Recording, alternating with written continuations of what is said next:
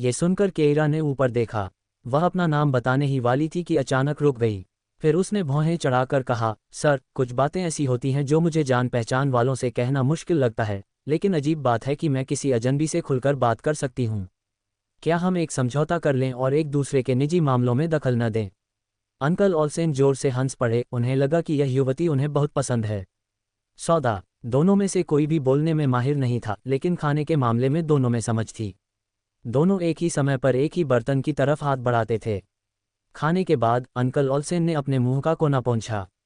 तुमने मेरे लिए रात का खाना खरीदा है, तो बदले में मुझे भी तुम्हें एक दावत देनी चाहिए। कोई बात नहीं, केइरा मुस्कुराए।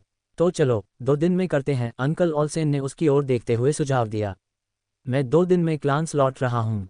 क्या मैं तुम्हारे पूरे परिवार को यही विदाई भोज पर आमंत्रित करूँ? मैं खुद देख सकता हूँ कि तुम्हारी माँ असल में कैसी हैं।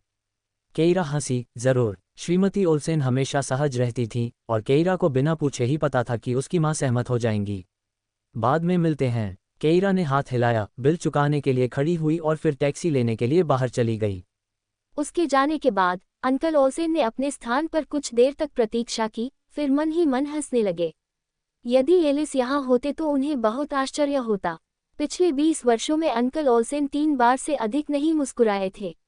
अंकल ओल्सेन ने खाने की मेज के चारों ओर देखा, उस युवती के साथ किए गए आनंददायक भोजन के बारे में सोचा और अंततः अनिच्छा से रेस्तरां से निकलकर अपने होटल लौट गए। जैसे ही वह अंदर गया, उसने देखा कि एलिस खाना खाते हुए काम कर रही थी। अंकल ओल्सेन उसके पास से गुजरने ही वाले थे कि अचानक वापस आकर उसे घूरने लगे। उन्हें उस लड़की का चेहरा याद आ गया जो उसकी माँ से काफी मिलता जुलता था, और अचानक पूछा, तुम्हारे पिता या तुम्हारे दूसरे चाचा, क्या उनमें से किसी की भी कोई नाजायज बेटी बाहर है? एलिस का खाना लगभग गले में अटक गया। अंकल, ये कैसा मजाक है? मैंने आज एक युवा लड़की देखी जो आपकी दादी की तरह दिखती थी। एलिस का मुंह फड़क उठा। दुनिया में एक जैसे दिखने वाले बहुत से लोग हैं। अंकल, आप तो बहुत ज्यादा सोच रहे हैं। मेरे पापा और मेरे दूसरे अंकल पर शक करने के बजाय आप ये भी सोच सकते हैं कि क्या आपके कोई बच्चे तो नहीं हैं जिनके बारे में आप नहीं जानते। अंकल ओल्सेन अवाक रह गए। केइरा हॉटन परिवार के पास वापस नहीं लौटी, बल्कि अपनी मां को ढूंढने के लिए टैक्सी लेकर ओल्सन परिवार के पास पहुंच गई। उसने पूरे दिन श्रीमती ओल्सेन को नहीं देखा था और उन्हें बहुत याद कर रही थी। ओल्सेन के घर के बाहर फिर से खड़ी होकर कीरा को कुछ अलग सा महसूस हुआ। पहले उसे यह जगह नर्क लगती थी जहां से उसे भागना था, लेकिन आज वहां खड़े होकर उसे लगा कि यही घर है क्योंकि उसकी मां वहां थी। केइरा ने दरवाज़ा धक्का देकर खोला तो चौंक गई। उसने देखा कि साफ सुथरा आंगन बहुत सी चीज़ों से भरा पड़ा था और घर की नौकरानियां बड़े बड़े पैकिंग बक्सों में सामान रख रही थीं। जब घरवालों ने केइरा को देखा तो वे तुरंत मुस्कुरा दिए। आपको देखकर अच्छा लगा मिस। केइरा को अपने दिल में गर्माहट महसूस हुई। वह जल्दी से उनके पास से होते हुए लिविंग रूम में पहुंची, जहां उसने मिसेस ओल्सेन को सोफे पर बैठे एक कागज के टुकड़े को देखते हुए देखा। केइरा को देखते ही उसकी आंखें चमक उठीं। केइरा, जल्दी आओ। केइरा उसके पास आए और उसके पास झुकी तो देखा कि उसके हाथ में रेनोवेशन का खाका था। मैंने ऊपर वाले कमरे को तुड़वा दिया था जो इसला का था। हम उसकी जगह तुम्हारी पसंद की सजावट लगा देंगे। इस तरह तुम कभी कभार लुइस को अपने यहाँ रहने के लिए बुला सकोगी। केइरा की आंखें तुरंत आंसुओं से भर गईं। आज सुबह जब वह अपनी माँ को अस्पताल से छुट्टी देकर लौटी तो केइरा ने ऊपर की ओर देखा। इसला का कमरा और उसकी उपस्थिति के निशान विला में हर जगह थे। उस समय उसने इसके बारे में ज्यादा नहीं सोचा, लेकिन उसने यह उम्मीद भी नहीं की थी कि श्रीमती ओल्सन को इसके बारे में सब पता चल जाएगा। उसने मिसेज ओल्सेन का हाथ थाम लिया। माँ, आप दुनिया की सबसे अच्छी माँ हैं। मुझे इस ब्लूप्रिंट पर नवीनीकरण के डिज़ाइन बहुत पसंद आए। मिसेज ओल्सेन ने उसके सिर पर हाथ फेरा। मूर्ख बच्ची, ये सब इसलिए है क्योंकि मैं तुम्हारी एहसानमंद हूँ। आज रात तुमने खाने में क्या खाया? केइरा हंसी। आज मेरी मुलाकात एक बहुत ही दिलचस्प अंकल से हुई और मैंने उन्हें खाने पर आमंत्रित किया। उन्होंने कहा कि वे 2 दिन बाद हमें खाना खिलाएंगे। माँ, चलो साथ चलते हैं। जरूर। जैसी कि उम्मीद थी, श्रीमती ओल्सेन तुरंत सहमत हो गईं और फिर बोली, वैसे जिस बेसमेंट में आप और पोपी हिल रहा करते थे उसे मैंने आज ही तुड़वा दिया है, लेकिन आपकी कुछ चीज़ें अभी भी वहीं हैं। हमें उन्हें उठाकर ले जाना चाहिए ताकि वे गलती से उन्हें फेंक न दें। केइरा ने सिर हिलाया। दोनों नीचे तहखाने में चले गए। अर्ध तहखाना बहुत मंद रोशनी वाला था और लगभग 4 वर्ग मीटर बड़ा था, जो कि केइरा के छोटे बिस्तर के अलावा कुछ भी रखने के लिए बहुत छोटा था। केइरा के बड़े होने के बाद पोपी हाउसकीपर के क्वार्टर में रहने चली गई, जिससे केइरा उस स्थान पर अकेली रह गई। वह तुरंत बिस्तर की ओर दौड़ी और एक कार्डबोर्ड बॉक्स निकाला। जब केइरा ने ओल्सन परिवार को छोड़ा तो पोपी ने उसे कुछ भी ले जाने की अनुमति नहीं दी, इसलिए बक्से की सामग्री वहीं रह गई। श्रीमती ओल्सेन ने देखा कि केइरा उस बक्से को कितना संजोकर रखती है और उसे खोलते समय वह हंस पड़ी, लेकिन जब उसने अंदर का दृश्य देखा तो वह अचानक दंग रह गई। अंदर वे सभी चीजें थीं जो उसने केइरा को दी थीं। वहाँ एक गुड़िया थी जिसे काटकर फिर से सिल दिया गया था, जिसे श्रीमती ओल्सन ने केइरा को तब दिया था जब वह 3 साल की थी। वहाँ एक सफ़ेद पोशाक थी जो धारियों में फटी हुई थी, जिसे उसने केइरा को उसके 13वें जन्मदिन पर गुप्त रूप से दिया था। यहाँ तक कि एक टूटा हुआ मोबाइल फोन भी था, जो उसने केइरा को तब दिया था जब वह ओल्सन परिवार को छोड़ने वाली थी। इसला बचपन में बहुत डरावनी थी। श्रीमती ओल्सेन जो कुछ भी केइरा को देती थी, उसे इसला नष्ट कर देती थी और फिर पोपी के माध्यम से केइरा को कठोर दंड देती थी। श्रीमती ओल्सेन को ये पता था, लेकिन हर बार जब वह इसला को डांटती तो इसला रोती और कहती कि उसे डर है कि उसका प्यार विभाजित हो जाएगा और केइरा को मिल जाएगा। इसलिए बाद में श्रीमती ओल्सेन ने केइरा को उपहार देना बंद कर दिया, क्योंकि उन्हें डर था कि इससे केइरा को चोट पहुंचेगी। मिसेज ओल्सेन की आंखों में आंसू आ गए। केइरा, क्या तुम मुझसे नफरत करती हो? मुझे तुमसे नफरत नहीं है, केइरा ने मुस्कुराते हुए जवाब दिया। माँ, क्या तुम्हें पता है, मुझे बहुत खुशी है कि पोपी हिल ने मुझे कभी कोई नाम नहीं दिया, और बाद में पुलिस स्टेशन में जब मैंने अपने लिए कोई नाम चुना तो मुझे तुम्हारा ख्याल आया। सच कहूँ तो बचपन में मैं हमेशा तुम्हारे लिए गाना चाहती थी। मिसेज ओल्सेन की आंखें और भी लाल हो गईं और उन्होंने केइरा का हाथ कसकर पकड़ लिया। केइरा, चलो ये सब फेंक देते हैं और मैं तुम्हारे 1 साल की उम्र से लेकर अब तक के सारे तोहफों की भरपाई कर दूंगी। वह सड़े हुए सामान को अपने पास नहीं रखना चाहती थी, क्योंकि वे केवल दुख ही लाएंगे। केइरा उसकी बात समझ गई और सिर हिला दिया। ये सब तो फेंका जा सकता है, लेकिन एक चीज़ ऐसी है जिसे। उसने बक्से में से एक जैद अंगूठी निकाली। श्रीमती ओल्सन ये देखकर दंग रह गईं। यह क्या है? जैद की अंगूठी बहुत पुरानी लग रही थी और जैद की गुणवत्ता उत्कृष्ट थी, संभवतः काफ़ी मूल्यवान। केइरा ने बताया, यह मुझे मेरे बड़े भाई ने दिया था। जब वह बचपन में अपहरण के बाद उस लड़के से अलग हो गई थी तो उसने उसे जैद की अंगूठी देते हुए कहा था, यदि तुम अपने परिवार को बर्दाश्त नहीं कर सकती तो इसे ले लो और मुझे ढूंढो, मैं ओशनियन के क्लाउड टाउन में ग्लो विलेज में हूँ। केइरा को वह स्थान हमेशा याद रहता था। जब वह बच्ची थी तो जब भी उसे ऐसा लगता था कि वह मरने वाली है तो यही उसकी एकमात्र आशा थी। उसने एक लाल धागा खींचा, उसमें अंगूठी पिरोई और उसे अपने गले में लटका लिया, फिर कमरे में मौजूद हर चीज़ की ओर इशारा करते हुए कहा, बाकी सब फेंक दिया जा सकता है। केइरा के आने के बाद टेलर अध्ययन कक्ष में चला गया। उनका रिश्ता और भी अजीब था, क्योंकि वे पिता और पुत्री नहीं थे। केइरा नीचे श्रीमती ओल्सन के साथ कमरे की सजावट पर चर्चा कर रही थी। वह इसमें बहुत रुचि ले रही थी और मामले को गंभीरता से ले रही थी, क्योंकि वह जानती थी कि यह उसका भविष्य का घर होगा। जब देर हो रही थी तो श्रीमती ओल्सेन ने उसे घर जाने के लिए कहा और केइरा अनिच्छा से दरवाजे से बाहर चली गई। लेकिन जब वह बाहर निकली तो उसने देखा कि लुइस की बेंटले कार बाहर खड़ी थी। केइरा थोड़ा चौंकी और पास चली गई। लुइस कार से बाहर निकला और उसके लिए दरवाज़ा खोलने आया। मुझे पता था कि तुम यहाँ, इसलिए मैं तुम्हें घर ले जाने आया हूँ। केइरा मुस्कुराए। लुइस ने धीमी आवाज़ में कहा, माफ़ करना, मैं आज रात। कोई बात नहीं, केइरा ने उसे बीच में टोका।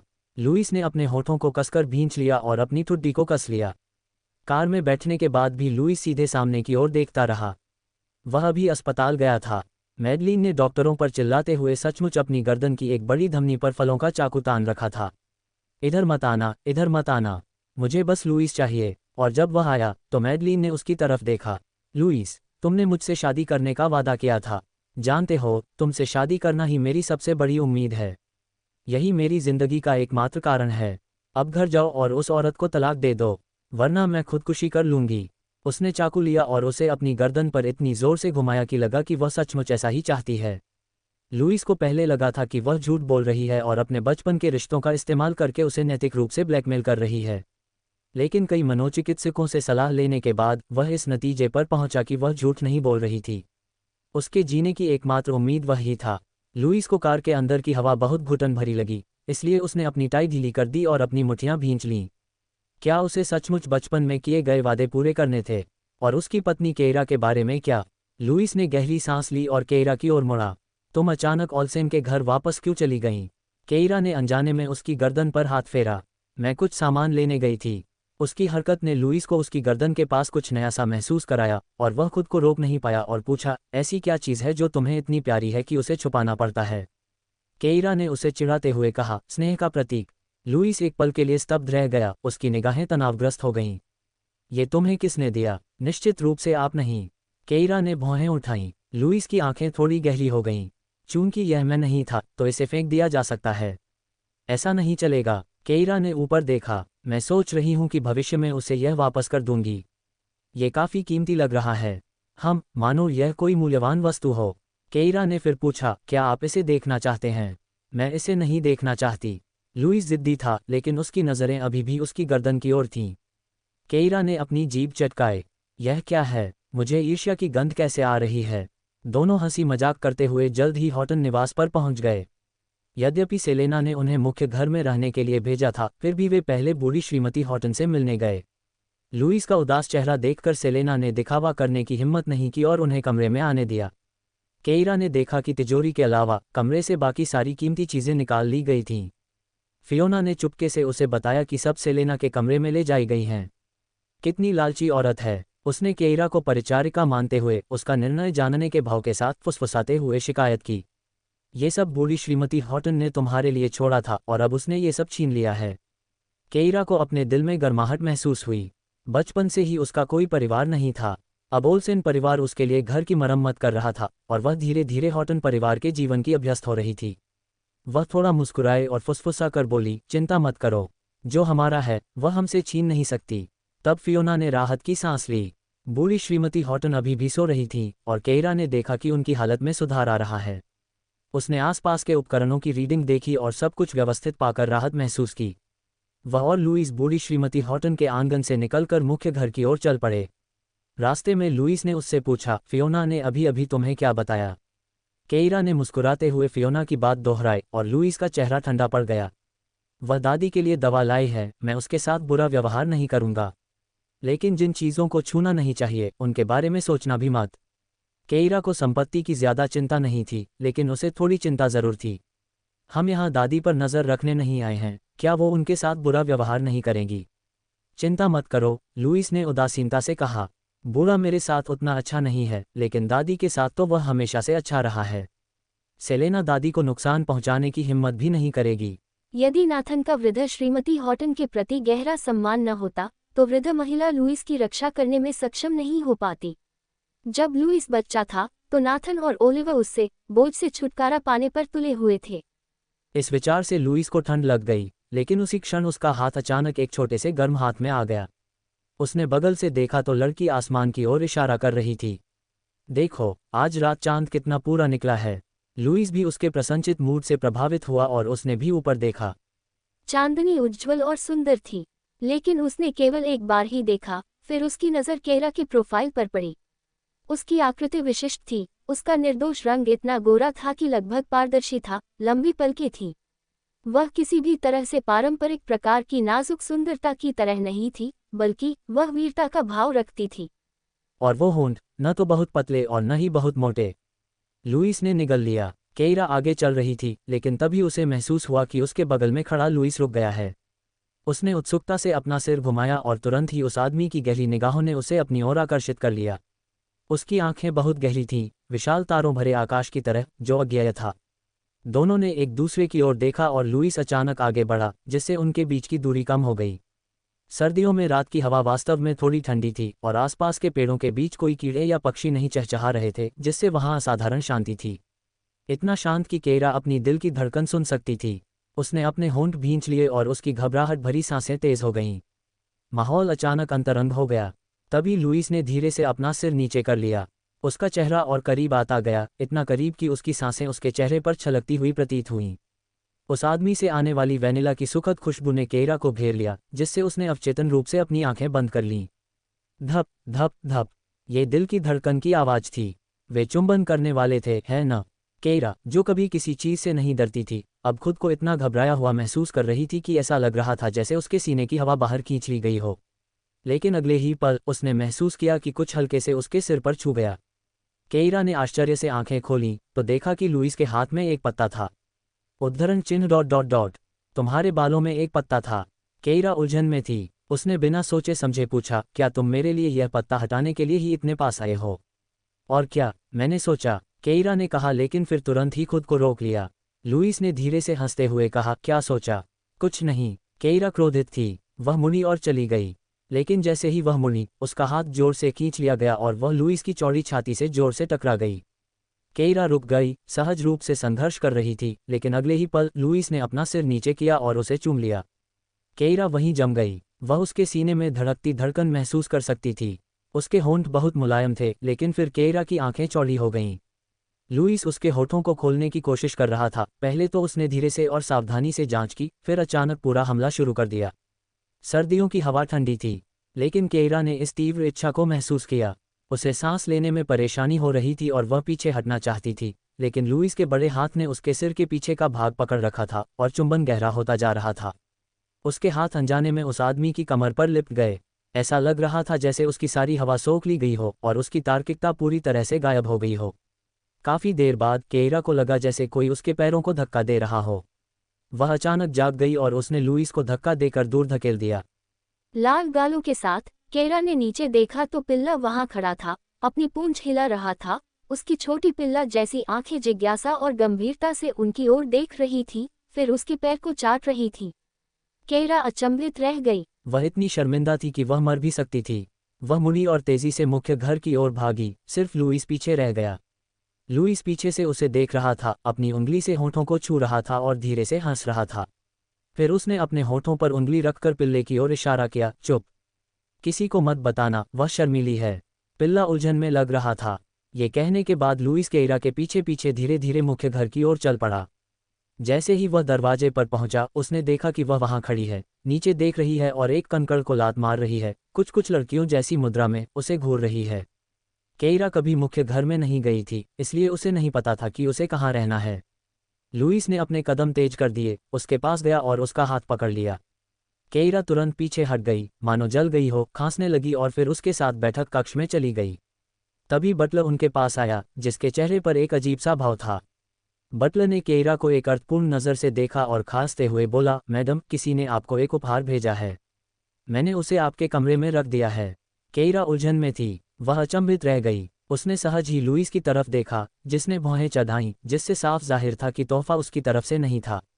वह और लुईस ऊपर गए, बटलर द्वारा बताए गए कमरे में प्रवेश किया और गुलाबी गुलाबों का एक समुद्र देखा।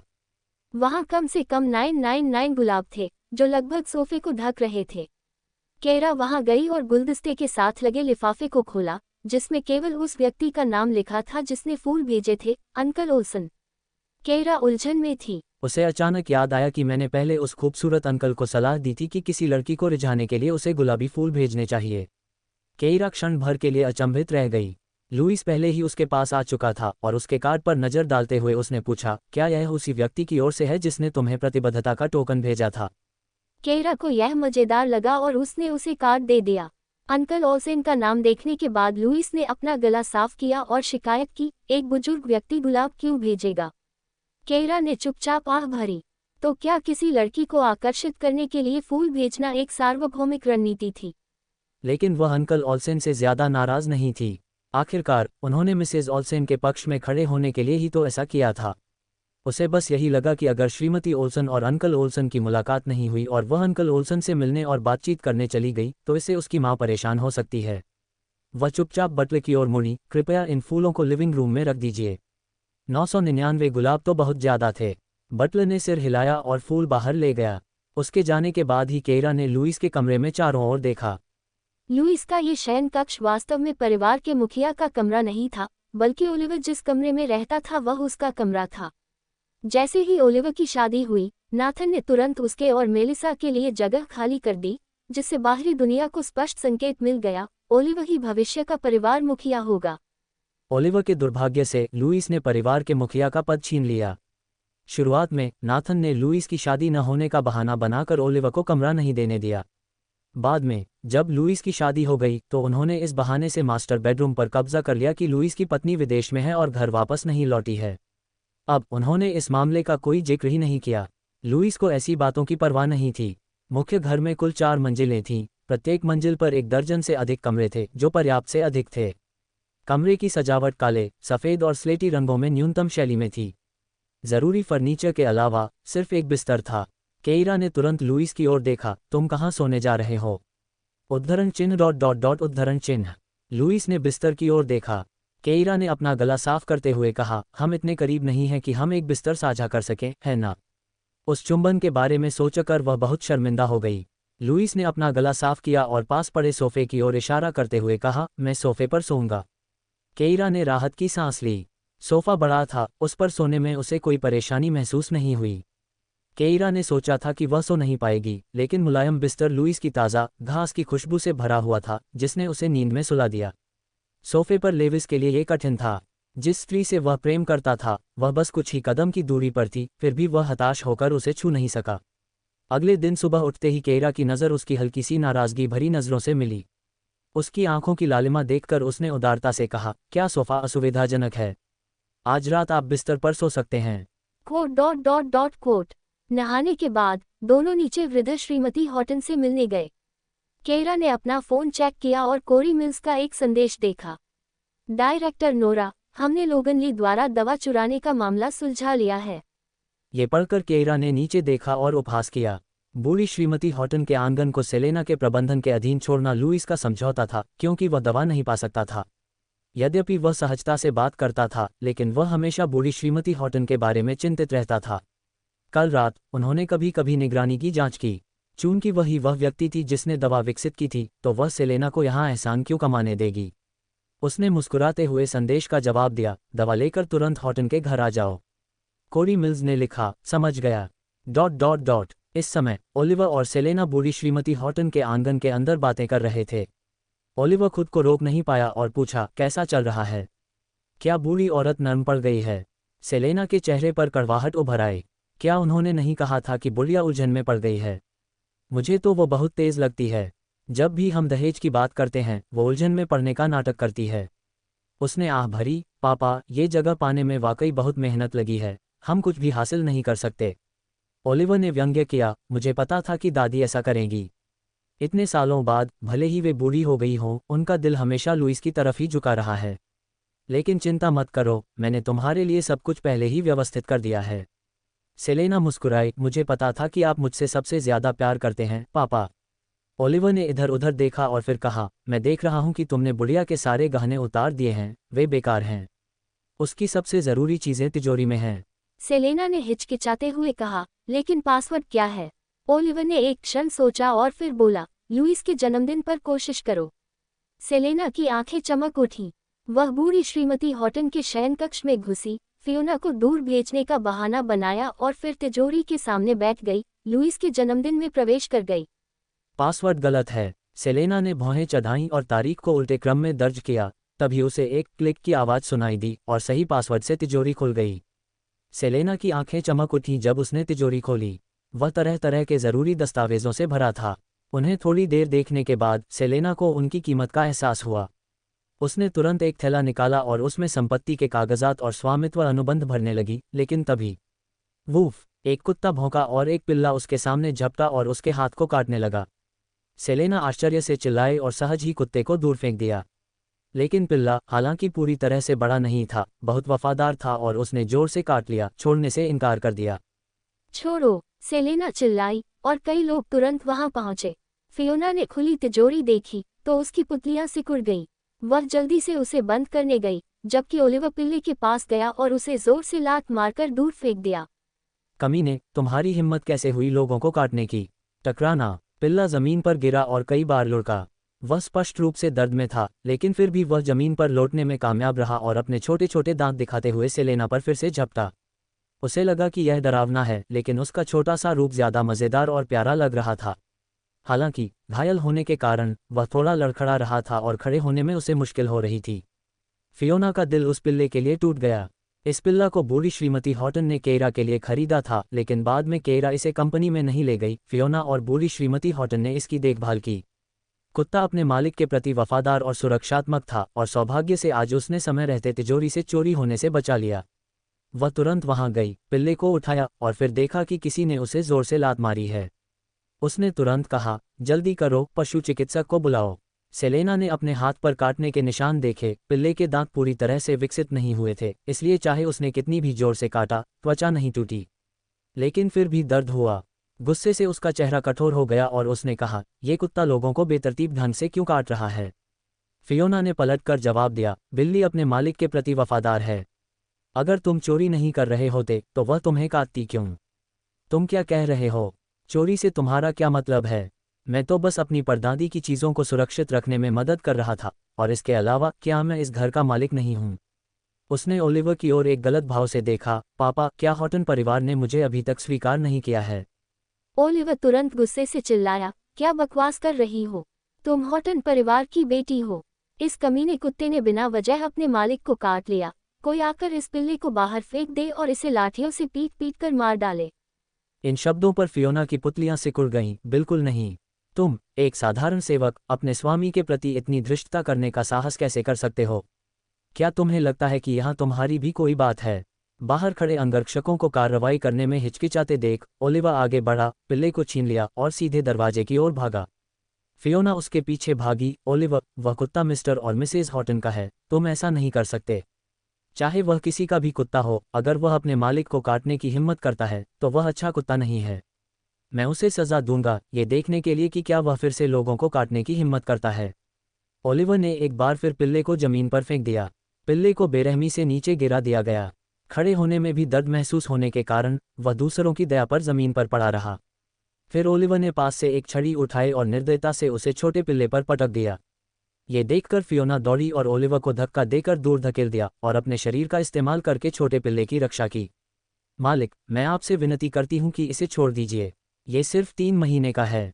ओलिवर ने ठंडे स्वर में कहा, फियोना, दादी की देखभाल करने के लिए मैं तुम्हारी इज्जत करता हूँ, लेकिन अपनी हद पार मत करो। तुम इस घर में बस एक नौकर हो। हट जाओ वरना मैं तुम्हें भी पीटूंगा। छोटे पिल्ले को फियोना के खतरे का आभास हो गया था, इसलिए वह उसकी सुरक्षा से बाहर भाग गया। वह मुश्किल से अपने छोटे छोटे पैरों पर खड़ा हो पा रहा था, जिनमें से एक लंगड़ा था। वह लड़खड़ाता हुआ वहीं ओलिवर पर फिर से भौंकने लगा। ये सचमुच एक जानवर है, ओलिवर ने धीरे से कहा, और इसके साथ ही उसकी छड़ी बुरी तरह से नीचे गिर गई। बेशक वह सचमुच एक छोटे पिल्ले पर गुस्सा नहीं था, लेकिन कुत्ता के इराका था। ये सोचकर कि कैसे उसने उसे एक दिन पहले मारा था और उसका चेहरा अब भी जल रहा था, घर के नौकर और अंगरक्षक भी उस पर हंस रहे थे। ओलिवर की आंखों में घृणा की एक झलक दिखाई दी और उसने अपनी पकड़ में और अधिक बल डाल दिया। यदि यह प्रहार छोटे पिल्ले पर पड़ता तो वह निश्चित रूप से मारा जाता, और इससे उस छोटी वेश्या के इरा की मृत्यु हो जाती। ठीक इसी समय दरवाजे से एक तेज आवाज आए, रुको। लुईस, जो निगरानी की जांच करने के लिए सुबह जल्दी उठ गया था, और जब उसे पिल्ला पर खतरा महसूस हुआ तो वह तुरंत वहां पहुंचा। अब उसके चेहरे पर एक उदास भाव था। वह ओलिवर के पास दौड़ा और उसके हाथ से छड़ी छीनने के लिए आगे बढ़ा। ओलिवर की आंखें निर्दयी थीं। बचपन में वह अक्सर लुईस को तंग करता था। बाद में जब लुईस उससे बड़ा हो गया तो दोनों के बीच कभी मारपीट नहीं हुई। अब वह एक कदम पीछे हट गया और अपनी छड़ी को घुमाते हुए लुईस को मारने के लिए तैयार हो गया, या उस छोटे जानवर को मारने और उन्हें घृणा करने के अवसर का लाभ उठाने के लिए तैयार हो गया। लेकिन उसे आश्चर्य हुआ कि छड़ी अब लुईस की मुट्ठी में मजबूती से थी, जिससे वह पूरी तरह से स्थिर हो गया। ओलिवर की आंखों में अविश्वास की झलक दिखी। वह हमेशा लुईस को एक छोटे भाई के रूप में सोचता था, जिसे वह हमेशा दबा सकता था और धमका सकता था। लेकिन अप्रत्याशित रूप से लुईस एक पहाड़ बन गया था, जबकि वह स्वयं भी कमजोर होता जा रहा था। ओलिवर के दिल में दहशत फैल गई और उसके हाथ से छड़ी पहले ही लुईस ने छीन ली थी। केरा, जो लुईस के पीछे पीछे आ रही थी, सबसे पहले फियोना और छोटे पिल्ले की ओर दौड़ी। फियोना को कोई नुकसान नहीं पहुंचा, लेकिन छोटा पिल्ला केरा को देखते ही रोने लगा और फिर जमीन पर गिर पड़ा। केरा ने तुरंत उसे उठाया और ध्यान से देखा तो उसके शरीर पर कई फ्रैक्चर पाए गए। यद्यपि यह घातक नहीं था, लेकिन चोट को ठीक होने में काफी समय लग सकता है। उसकी आंखें परेशानी से लाल हो गईं। उसने पुकारा, किट्टी। उसकी आवाज़ सुनकर पिल्ला यह नहीं समझ पाया कि वह क्यों उदास है, बल्कि उसे सांत्वना देना चाहता था, इसलिए उसने अपनी जीभ से उसके हाथ के पिछले हिस्से को चाटा और फिर नीचे गिर गया। केइरा का गुस्सा भड़क उठा। वह पिल्ला वही कुत्ता था जिसे वह 1 महीने से पाल रही थी, और वह उससे भावनात्मक रूप से जुड़ गई थी। अस्पताल में वह हर दिन उसके साथ सैर पर जाती थी। जब मौसम अच्छा होता था तो छोटा पिल्ला हमेशा सोने के लिए उसके पैरों के पास बैठ जाता था। जब भी वह उदास या परेशान होती तो वह हमेशा उसे सांत्वना देने के लिए उसके हाथ के पीछे वाले हिस्से को चाटती। केइरा ने अचानक ऊपर देखा, अपनी मुट्ठियां कसकर भींच लीं और ओलिवर पर गुस्से से चिल्लाई, तुम एक छोटे से पिल्ले को इतनी जोर से कैसे मार सकते हो? ओलिवर ने व्यंग्य किया, ये तो बस एक जानवर है जो अपने मालिक को काटता है। मैंने इसे मारा, और इससे क्या? भाभी होने के नाते क्या तुम मुझे, अपने बड़े भाई को मारोगी? पुराने घर से परिवार जल्द ही मिलने आ रहा है। अगर तुमने मेरा अनादर करने की हिम्मत की तो वे तुरंत पुश्तैनी हॉल में एक बैठक बुला सकते हैं और तुम्हें, उस जहरीली औरत को, मौके पर ही निकाल सकते हैं। केइरा उसके शब्दों से क्रोधित हो गई। लुईस ने छड़ी छीन ली। पहले तो उसे नीचे फेंकने की सोच रहा था, लेकिन ये शब्द सुनते ही उसकी पुतलियां सिकुड़ गईं। उसने अपनी कलाई घुमाई, छड़ी घुमाई और ओलिवर पर जोर से वार किया। टकराना। ओलिवर को पीठ पर जोरदार चोट लगी। वह इतना सदमे में था कि लड़खड़ा गया और उसे ऐसा लगा जैसे उसकी पसलियां टूटने वाली हैं। वह कुछ कदम लड़खड़ाते हुए लुईस को गुस्से से देखते हुए बोला, तुम। लुईस, साले, ये क्या कर रहा है? अपने बड़े भाई पर हाथ उठाने की तेरी हिम्मत कैसे हुई? द्वार पर अचानक नाथन की उग्र दहाड़ गूंज उठी। केइरा ने छोटे पिल्ले को गोद में लेते हुए देखा कि नाथन एक 80 वर्षीय व्यक्ति के साथ खड़ा है, जिसके पीछे लोगों का एक समूह है, संभवतः वे लोग जिनका उल्लेख नाथन ने पुराने हॉटन परिवार की संपत्ति से किया था। ये लोग वास्तव में पुरानी रियासत से थे। उन्होंने सुना था कि वृद्ध श्रीमती हॉटन गंभीर रूप से बीमार हैं और वे उनसे मिलने के लिए अपने गृहनगर से आए हैं। हॉटन समूह जैसे विशाल परिवार में, जिसकी जनसंख्या काफी समृद्ध थी, मुख्य हॉटन परिवार शाखा के अलावा 80 वर्षीय व्यक्ति नाथन के दूसरे चाचा थे। उसके पीछे का समूह परिवार की दूसरी शाखा के वंशज थे। श्रीमती हॉटन ने हॉटन समूह की स्थापना के बाद अपने गृहनगर में दूसरी शाखा के लिए एक घर बनवाया ताकि पैतृक हॉल की देखभाल की जा सके। दूसरी शाखा के पास भी हॉटन समूह के शेयर थे और ये दूसरा चाचा हॉटन परिवार के धार्मिक अनुष्ठानों का प्रभारी था, यहाँ तक कि नाथन को भी एक बुजुर्ग के रूप में उनका सम्मान करना पड़ता था। बचपन में लुईस को ओलिवर द्वारा इतना परेशान किया जाता था कि उसकी जान जाने की नौबत ही आ जाती थी। बूढ़ी श्रीमती हॉटन ने ओलिवर और नाथन के उत्पीड़न से बचने के लिए लुईस को दूसरी शाखा में भेज दिया। इसलिए लुईस को अपने दूसरे दादाजी के प्रति बहुत सम्मान था। बूढ़े मिस्टर हॉटन ने पूछा, लुईस, यहाँ क्या हो रहा है? लुईस के कुछ बोलने से पहले ही ओलिवर फूट फूट कर रोने लगा। दूसरे दादाजी, आप बिल्कुल सही समय पर आए हैं। लुईस का बेशर्म व्यवहार तो देखिए, अपने पिता या भाई के प्रति भी कोई सम्मान नहीं। उसके कुत्ते ने सेलेना को काट लिया था और मैं तो बस ये सुनिश्चित करने की कोशिश कर रहा था कि वह अपने मालिक को दोबारा न काटे, लेकिन उसने बिना किसी वजह के मुझ पर हमला कर दिया। लुईस के कुछ बोलने से पहले ही केइरा ने व्यंग्य किया, छोटा पिल्ला बिना वजह किसी को नहीं काटेगा, तो जरूर किसी ने उसे उकसाया होगा। और तुमने तो उसे लगभग पीट पीट कर मार ही डाला। क्या इसे ही सबक सिखाना कहते हो? ओलिवर अचंभित रह गया, फिर उसने अपने आंसू पोंछे। दूसरे दादाजी, समझे, वे अपने बड़े भाई का सम्मान नहीं करते और उनकी पत्नी में भी कोई शिष्टाचार नहीं है। उनकी नज़र में मैं, बड़ा भाई होने के नाते, शायद कुत्ते से भी बदतर हूँ। केइरा ने उपहास किया, अपनी तुलना मेरे कुत्ते से मत करो, तुम सिर्फ उसका अपमान करोगे। ओलिवर क्रोधित हो गया, तुम। नाथन ने बस इतना कहा, दूसरे अंकल, हम हमेशा कहते हैं कि वह घमंडी और दबंग है, आपने कभी हमारी बात पर यकीन नहीं किया। अब जब आपने अपनी आंखों से देख लिया है तो क्या आप यकीन कर सकते हैं? दूसरी शाखा के बुजुर्ग ने स्थिति को समझा और निष्पक्षता से कहा, ऐसा कहना ठीक नहीं है। मैं बूढ़ा हूँ, पर समझता हूँ। आजकल कुछ लोग अपने कुत्तों को बच्चों की तरह पालते हैं और अपने पालतू जानवरों के प्रति उनका स्नेह गहरा होता है। इसी तरह मेरे गृहनगर में भी हमने एक कुत्ते को पिल्ला होने से ही रक्षक कुत्ते की तरह पाला है। मुझे उससे बहुत लगाव है। अगर कोई उसे डंडे से मारे तो मैं ज़रूर हथियार उठा लूँगा। ओलिवर, तुम्हें लुईस के कुत्ते को नहीं मारना चाहिए था। ओलिवर अवाक रह गया और बहस करना चाहता था, लेकिन सेलेना ने बीच में ही कहा, बस करो पिताजी, ये तो बस एक कुत्ता है। उसने अपनी आंखों से ओलिवर को संकेत दिया। ओलिवर को एहसास हुआ कि आज का लक्ष्य घटना के बारे में नहीं था।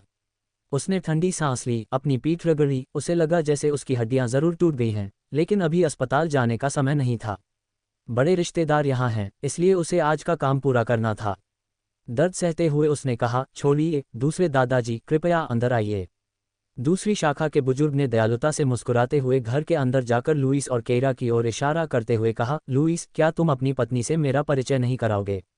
एक बुजुर्ग के आगमन के साथ, और विशेष रूप से एक ऐसे व्यक्ति के आगमन के साथ जो लुईस के प्रति अनुकूल था, केइरा निश्चित रूप से तुरंत नहीं जा सकती थी। उसने सावधानीपूर्वक छोटे पिल्ले को फियोना को सौंप दिया तथा उसे निर्देश दिया कि वह अन्य लोगों के पीछे कमरे में जाने से पहले कुत्ते को तुरंत उपचार के लिए ले जाए। लुईस ने उसे दूसरे दादा से मिलवाया और फिर उससे कहा, केइरा, जाकर देखो कि दादी जाग रही हैं या नहीं। अगर वह जाग रही हैं तो हम उनसे मिलने जा सकते हैं। दूसरे दादा और बूढ़ी श्रीमती हॉटन एक ही पीढ़ी के थे। हालांकि दोनों की उम्र ज्यादा थी, लेकिन अगर उनकी भाभी सो रही होती तो उन्हें परेशान करना ठीक नहीं होता। केइरा ने बस सिर हिलाया। सेलेना आपत्ति जताना चाहती थी, लेकिन वह जानती थी कि अभी इसका समय नहीं है, इसलिए वह शोधकर्ता लोगनली की ओर केवल हल्का सा सिर हिलाकर संकेत दे सकी कि उसे हस्तक्षेप करने की आवश्यकता नहीं है। केइरा ने बड़ी सहजता से बूढ़ी श्रीमती हॉटन के कमरे में प्रवेश किया। शायद दरवाजे की आवाज़ सुनकर बूढ़ी श्रीमती हॉटन ने धीरे से अपनी आंखें खोलीं। केइरा को देखते ही उसकी आंखों का भ्रम धीरे धीरे दूर हो गया और केइरा के कुछ बोलने से पहले ही वह उत्साहित होकर बोली, मेरी पोती, अब मुझे याद आ गया। केइरा हैरान रह गई, क्या याद है? मुझे याद है कि कैसे तुम्हें और उस बदमाश को शादी का लाइसेंस मिला था। क्या उसे सब कुछ याद था? केइरा को थोड़ा आश्चर्य हुआ। उसने यह उम्मीद नहीं की थी कि अल्जाइमर की दवा इतनी तेजी से काम करेगी। अभी तो केवल 2 दिन ही हुए थे। हालांकि वह ये भी समझती थी कि दवा तंत्रिका पुनर्जनन को प्रोत्साहित करने और शारीरिक कार्यों को विनियमित करने के लिए डिजाइन की गई थी। बूढ़ी श्रीमती हॉटन को धीरे धीरे अपनी याददाश्त वापस आ रही थी। उन्हें याद था कि उनकी शादी इतनी जल्दी क्यों हुई थी, क्योंकि वे उस समय को याद कर पाई थी। उसने पूछा, हमें विवाह प्रमाण पत्र कैसे मिला? बूढ़ी श्रीमती हॉटन बोलने ही वाली थी कि बाहर से सेलेना की उत्साहित आवाज आई, पर दादी जाग गई हैं। बूढ़ी श्रीमती हॉटन ने बीच वाक्य में रुककर बाहर देखा और पूछा, बाहर कौन है? केइरा ने बताया, ऐसा लगता है कि परिवार की दूसरी शाखा से रिश्तेदार आपसे मिलने आए हैं। बूढ़ी श्रीमती हॉटन ने तुरंत कहा, ओह, यह मेरा दूसरा भाई और उसका परिवार है। उसने केइरा का हाथ थपथपाया, तुम्हारी शादी का मामला तो बहुत लंबा है, उनके जाने के बाद इस बारे में बात करेंगे। ठीक है। उनके बोलते ही दूसरी शाखा के कुलपति और नाथन अंदर आ गए। भाभी, दूसरी शाखा के कुलपति ने पुकारा। बूढ़ी श्रीमती हॉटन ने मुस्कुराते हुए जवाब दिया, तुमने यहाँ आने की इतनी जहमत क्यों उठाई? मैं अब बिल्कुल ठीक हूँ। दूसरी शाखा के कुलपति ने भी उसकी ओर देखा। बूढ़ी श्रीमती हॉटन एक ऐसी भाभी थी जिनका श्रीमान हॉटन भी सम्मान करते थे और उनके प्रति उनके मन में गहरी भावनाएं थीं। जब उनके बड़े भाई का अप्रत्याशित निधन हुआ तब वह केवल 15 वर्ष के थे। उनके माता पिता की युवावस्था में ही मृत्यु हो गई थी और उन्होंने सोचा कि उनकी भाभी अपने छोटे बच्चों को लेकर दूसरी शादी कर लेंगी, जिससे उन्हें स्कूल छोड़ना पड़ेगा और अपना गुजारा करने के लिए काम करना पड़ेगा। इसके बजाय, बिना किसी शिकायत के, उसने पूरे घर को अपने ऊपर ले लिया और उससे कहा, तुम अपनी पढ़ाई पर ध्यान दो, मैं तुम्हारी ट्यूशन फीस भरने का कोई रास्ता निकाल लूंगी। इसके बाद उसने नाथन को अपनी पीठ पर लादकर सड़क किनारे एक दुकान खोली। उन्हें अनेक कठिनाइयों का सामना करना पड़ा। उस जमाने में दुनिया बहुत उथल पुथल भरी थी। एक बार उसने कुछ गुंडों को सुरक्षा के लिए पैसे वसूलने आते देखा और बिना किसी हिचकिचाहट के उसने रसोई का चाकू उठाया और उन पर तानते हुए चिल्लाया, पैसे नहीं, लेकिन अगर तुम जान चाहते हो तो मेरे पास एक है। उन छोटे बदमाशों ने संदेश छोड़ा कि वे वापस आएंगे। एक रात देर से वे लोग उनके आंगन में कूद पड़े और खिड़कियों पर पत्थर फेंकने लगे। उसके तकिए के नीचे हमेशा एक चाकू रहता था। वह युवा और डरपोक था और एक बार उसने उससे कहा, उन्हें बस पैसे दे दो। लेकिन उसने कहा, बिल्कुल नहीं, वो पैसे तुम्हारी पढ़ाई के लिए हैं। अगर हम उन्हें दे देंगे तो तुम अपनी ट्यूशन फीस कैसे भरोगे? यह उनकी परेशानियों में से सबसे छोटी थी। बाद में उन्होंने एक स्टोर खोला और कारोबार बढ़ता गया। स्नातक होने के बाद वे भी कंपनी में शामिल हो गए और साथ मिलकर उन्होंने हॉटन ग्रुप की स्थापना देखी। एक बार एक अधीनस्थ ने उन्हें सुझाव दिया कि एक महिला अध्यक्ष नहीं बन सकती और उन्हें सत्ता और लाभ के लिए संघर्ष करने के लिए प्रेरित किया। उन्होंने उस अधीनस्थ को तुरंत बर्खास्त कर दिया। अन्य महिलाएं शायद ऐसा न कर पाएं, लेकिन उनकी भाभी निश्चित रूप से ऐसा कर सकती है। दुर्भाग्यवश बाद में उसके और नाथन के बीच मतभेद हो गया और उसकी उपस्थिति से कंपनी में नाथन का अधिकार प्रभावित हुआ। उन्होंने निर्णायक रूप से पद छोड़ दिया और कंपनी का पूरा नियंत्रण नाथन को सौंप दिया। श्री हॉटन ने बिना सोचे समझे नाथन का समर्थन कर दिया। अंततः नाथन के नियंत्रण को पूरी तरह सुनिश्चित करने के लिए उन्होंने इस्तीफा दे दिया और अपने गृहनगर लौट गए। जब उसे पता चला तो उसने तुरंत ही उसके लिए वहां ऊंची दीवारों वाला एक भवन बनवा दिया। बीती बातें याद करके मिस्टर हॉटन की आंखें लाल हो गईं और उनके हाथ कांपने लगे। उन्होंने बूढ़ी मिसेज हॉटन का हाथ थाम लिया और कहा, भाभी, आपको अपना ध्यान रखना चाहिए। मैं चाहता हूं कि जब मैं 90 साल का हो जाऊं तब भी मैं आपको भाभी कह सकूं। बूढ़ी श्रीमती हॉटन की आंखें भी आंसुओं से भर आईं। वह अपने देवर के साथ अच्छी थी और उसके पास उसके बारे में कहने के लिए केवल अच्छी बातें थीं। उनके बहनोई उस युग के कुछ कॉलेज छात्रों में से एक थे और यदि वह क्लांस में रहते और किसी सरकारी संस्थान में प्रवेश लेते तो निश्चित रूप से अब तक वह अछूते ऊंचाइयों पर पहुंच गए होते। लेकिन उन्होंने निर्णायक रूप से उस स्थिर नौकरी को छोड़ दिया जिसका उस समय हर कोई सपना देख रहा था और कंपनी को संभालने में उनकी मदद करने के लिए वापस आ गए। उसके लिए उसे शेयर देना ही उचित था। बाद में जब उसने लुइस को अपने भाई को सौंप दिया तो वह वास्तव में उम्मीदों पर खरा उतरा और उसने लुइस को फिर से चोट नहीं पहुंचने दी। बूढ़ी श्रीमती हॉटन हंसी और बोली, ऐसा नहीं चलेगा, अगले 10 सालों में मैं 96 साल की हो जाऊंगी। क्या इससे मैं बूढ़ी नहीं हो जाऊंगी? श्री हॉटन ने कहा, एक परिपक्व उम्र तक जीने के बाद भी आप लंबी उम्र जी सकते हैं, और आपको लुईस के लिए अभी भी एक बेटा पैदा करना होगा। बूढ़ी श्रीमती हॉटन हंस पड़ी। दोनों के बीच कुछ बातचीत के बाद मिस्टर हॉटन ने कहा, वे मुझे डराना जानते हैं, कहते हैं कि तुम लगभग बच नहीं पाओगे, इसलिए मैं देखने आया हूं। लेकिन देखो, तुम अच्छा कर रहे हो। ये सुनकर नाथन ने कहा, अंकल, ये सब सेलेना के प्रयासों की बदौलत है। उन्होंने सेलेना को पास आने का इशारा किया और फिर पूरी घटना सुनाई। भावुक होकर उन्होंने अपनी बात समाप्त की। ये बच्ची कॉब परिवार में शादी करने वाली है। आमतौर पर वह दूरी बनाए रखती, लेकिन उसने कॉब परिवार से मदद मांगने के लिए इतनी दूर तक जाने की कोशिश की। अब वह भविष्य में वहां सिर ऊंचा करके नहीं बैठ पाएगी। सेलेना ने तुरंत कहा, दादाजी ऐसा मत कहिए, वह मेरी परदादी हैं और उनके लिए ये सब करना ही सही है। मिस्टर हॉटन ने तुरंत सेलेना की तारीफ की। वाह, मुझे बहुत खुशी है। निश्चिंत रहो, जब तुम्हारी शादी होगी तो मैं तुम्हारा दहेज काफ़ी ज़्यादा रखूंगा और मैं तुम्हें कॉब परिवार में बदनाम नहीं होने दूंगा।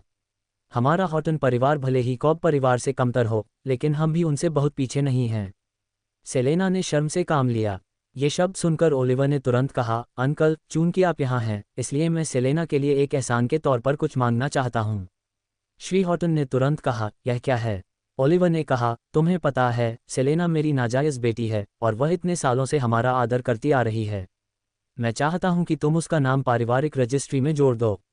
इतने बड़े परिवार के लिए परिवार रजिस्ट्री में दर्ज होने का मतलब था उत्तराधिकार का अधिकार प्राप्त करना। मिस्टर हॉटन एक पल के लिए झिझके, फिर तुरंत सिर हिला दिया।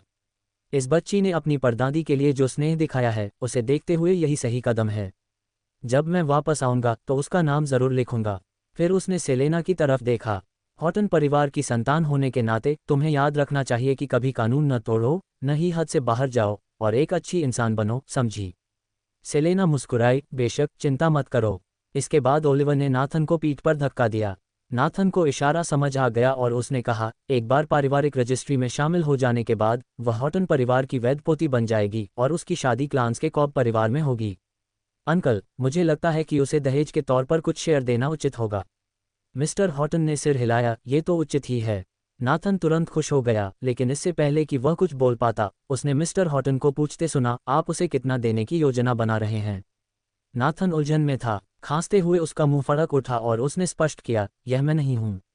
मिस्टर हॉटन ने फिर उत्सुकता से ओलिवर की ओर देखा। फिर ओलिवर ने अजीब सी मुस्कान दी, मेरे नाम पर केवल 10% शेयर हैं, और हालांकि मैं उन्हें अपनी बेटी को देना चाहता हूं, लेकिन आखिरकार मेरा एक बेटा भी है। मिस्टर हॉटन असमंजस में पड़ गए। तो आप चाहते हैं कि मैं शेयर दे दूं? जैसे ही उन्होंने ये कहा, दूसरी शाखा से श्री हॉटन के साथ आए जूनियरों ने तुरंत नाथन और ओलिवर की ओर असंतोष से देखा। परिवार की पहली और दूसरी शाखाएं बहुत पहले ही अलग हो चुकी थीं। इसके अलावा श्री हॉटन के पास हॉटन समूह के केवल 15% शेयर थे। वे हॉटन परिवार को और ज्यादा कैसे दे सकते थे? ये तो नामुमकिन था। नाथन खुद अभी भी परिवार में अपने चचेरे भाइयों के सहयोग पर निर्भर था, इसलिए उसने तुरंत हाथ हिलाकर मना कर दिया। ऐसा कैसे हो सकता है? आपके शेयर भविष्य में परिवार की दूसरी शाखा में चले जाएंगे। अंततः मिस्टर हॉटन को बात समझ में आ गई और उन्होंने अपनी नज़रें बूढ़ी मिसेज हॉटन की ओर घुमा लीं। नाथन ने कहा, माँ ने पहले ही वादा किया था कि जब परिवार के छोटे सदस्यों की शादी होगी तो उन्हें शेयर मिलेंगे। जब जैक की शादी हुई तो उसकी पत्नी माँ के साथ अच्छा व्यवहार नहीं करती थी, इसलिए उसने कुछ नहीं दिया। अब जब सेलेना कॉब परिवार में शादी कर रही है तो यह एक बड़ी बात है। माँ, आप सेलेना को कितना देने का इरादा रखती हैं? जिस तरह से उन्होंने अपनी बात रखी वह बहुत ही उचित थी और कोई भी इसका खंडन नहीं कर सका। नाथन ने तुरंत हाथ हिलाया, ये कैसे संभव है? आपके शेयर भविष्य में परिवार की दूसरी शाखा को मिलने वाले हैं। अब श्री हॉटन को अंततः समझ आ गया और उन्होंने बूढ़ी श्रीमती हॉटन की ओर देखा। नाथन ने खुलकर बात करने का फैसला किया। मेरी माँ ने पहले ही वादा किया था कि जब परिवार की नई पीढ़ी की शादी होगी तो सभी को शेयर मिलेंगे। जब जैक की शादी हुई तो उसकी पत्नी मेरी माँ के साथ अच्छी नहीं थी, इसलिए उसने कोई शेयर नहीं दिए। अब सेलेना की शादी कॉब परिवार में होने वाली है, जो हमारे परिवार के लिए बहुत बड़ी बात है। माँ, आप सेलेना को कितना देने की सोच रही हैं? ये प्रश्न इस प्रकार उठाया गया कि किसी के लिए भी इसका खंडन करना कठिन हो गया। बूढ़ी श्रीमती हॉटन ने अपना जबड़ा कड़ा कर लिया और भौहें सिकोड़ लीं। पिछली बार लुईस ने नाथन से उसके 2% शेयर धोखाधड़ी से छीन लिए थे, जिसके बाद उसके नियंत्रण वाले शेयरों की संख्या 53% हो गई थी। यदि वह 3% से अधिक शेयर दे देती तो यह संभावना थी कि लुईस को कंपनी में अनियंत्रित स्थिति का सामना करना पड़ता। जब बूढ़ी श्रीमती हॉटन इस बात पर परेशान थी कि क्या करें, तो लुईस ने कहा, 2%। मैं सोचना, ऐसा लग रहा था जैसे वह वही 2% वापस दे रहा था जो नाथन ने उसे पहले दिया था। हालांकि जैसे ही उसने ये कहा, नाथन ने व्यंग्य किया, लुईस, क्या तुम्हारे दिल में तुम्हारी दादी की जिंदगी की कीमत सिर्फ 2% है? लुईस ने भौहें चढ़ाईं। केइरा ने मौके का फायदा उठाते हुए बीच में ही बोल दिया, हम बात कर रहे हैं उस दहेज की जो सेलेना शादी के बाद अपने साथ ले जाएगी। इसका दादी की जिंदगी से क्या लेना देना? क्या सेलेना सिर्फ शेयरों के लिए दादी की दवा ढूंढने में मदद कर रही है? क्या दादी की जिंदगी शेयरों में आंकी जा सकती है? नाथन के पास कहने को शब्द नहीं थे। ओलिवर ने उसकी ओर तेजी से देखा, क्योंकि पहले उसने सोचा था कि लुईस की पत्नी अधिक शारीरिक रूप से सक्रिय है और ज्यादा बात नहीं करती। उसने यह उम्मीद नहीं की थी कि वह इतनी तीखी बात करेगी। और सोचिए, संकोची लुईस ने ऐसी दुल्हन से शादी कर ली। गुस्से से लाल होकर उसने जैक की तरफ नाराजगी भरी नजरों से देखा, जिसे सब भूल गए थे, और सोचने लगा कि शादी के वक्त वह कितना समझदार हो गया था।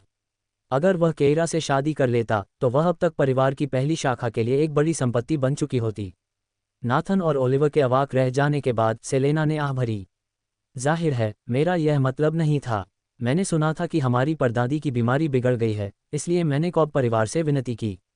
बस, उसने धीरे से आह भरी और परेशान सी लग रही थी। मैं असल में पारिवारिक शेयरों के पीछे नहीं हूँ, लेकिन इस दवा को पाने के लिए कॉब परिवार ने बहुत कुछ किया और मिस्टर ली ने बहुत बड़ा जोखिम उठाया। अंत में कॉब परिवार को शेयरों का 3% देने का वादा किया गया।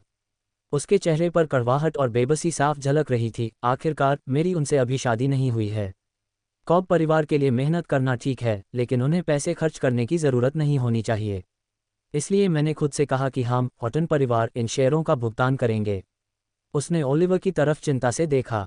पापा, मुझे पता है कि हॉटन परिवार के शेयर देने का वादा करना मेरा काम नहीं है, लेकिन मुझे डर था कि अगर हम यह मौका चूक गए तो शायद दवा ही न बचे, इसलिए। उसने अपना सिर नीचे किया और एक आह भरी। ओलिवर तुरंत उसकी बात समझ गया और बोला, तुमने बिल्कुल सही किया। चूंकि वादा किया गया है, इसलिए हमें ये शेयर देने ही होंगे। अगर ये 3% परिवार से नहीं आ सकते तो मैं खुद दे दूंगा। कम से कम मैं अपनी दादी के लिए इतना तो कर ही सकता हूँ। नाथन गुस्से से बोला, बकवास। तुम्हारे पास तो पहले से ही इतने कम शेयर हैं। अगर तुम 3% दे दोगे तो भविष्य में कंपनी में तुम्हारा क्या होगा? वह बूढ़ी श्रीमती हॉटन की ओर मुड़ा। माँ, ये शेयर तुम्हें मिलना चाहिए। मुझे लगता है किसी को कोई आपत्ति नहीं होनी चाहिए। बूढ़ी श्रीमती हॉटन ने उपहास किया। पहली शाखा नाटक कर रही थी। क्या उन्होंने सचमुच सोचा था कि वह इसे नहीं देख सकती? दवा के लिए भुगतान करना समझ में आता है, लेकिन इसके लिए शेयर कौन देगा? ये तो पहली शाखा द्वारा शेयर मांगने का एक बहाना मात्र था। श्री हॉटन ने भौहें चढ़ाते हुए कहा, सेलेना, कौन शेयर का इस्तेमाल दवा खरीदने के लिए करेगा? यदि आप ऐसा कहेंगे तो बहुत से लोग इस पर विश्वास नहीं करेंगे, है ना? सेलेना ने तुरंत लोगन ली की ओर देखा। मिस्टर ली यहीं हैं, हर कोई उनसे पूछ सकता है। लोगन ने गला साफ किया। मिस्टर हॉटन, यही तो मेरा अनुरोध था। आपको शायद पता नहीं होगा कि क्लांस में बहुत से लोग इस संस्थान में जगह पक्की करना चाहते हैं। इनमें रईस और बड़े बड़े लोग भी शामिल हैं। हमारे डायरेक्टर उनमें से किसी को भी नाराज नहीं कर सकते थे, इसलिए डर के मारे उन्होंने पीछे हटकर सीटों का चुनाव नोरा पर ही छोड़ दिया। इस पर वह कड़वाहट से मुस्कुराया। नोरा बहुत रहस्यमयी है, मुझे यकीन है कि यहाँ हर कोई जानता होगा। सभी ने सहमति में सिर हिलाया। वे सब पहले भी बूढ़ी मिसेज हॉटन के लिए दवा ले चुके थे, इसलिए जाहिर है वे समझते थे कि इस नोरा से मिलना कितना मुश्किल था। कहा जाता था कि सिर्फ कोरी मिल्स ही उससे व्यक्तिगत रूप से मिले थे और उसकी पहचान जानते थे। लेकिन कोरी चुप रहा। कोई भी पूछता, वह कुछ नहीं बताता।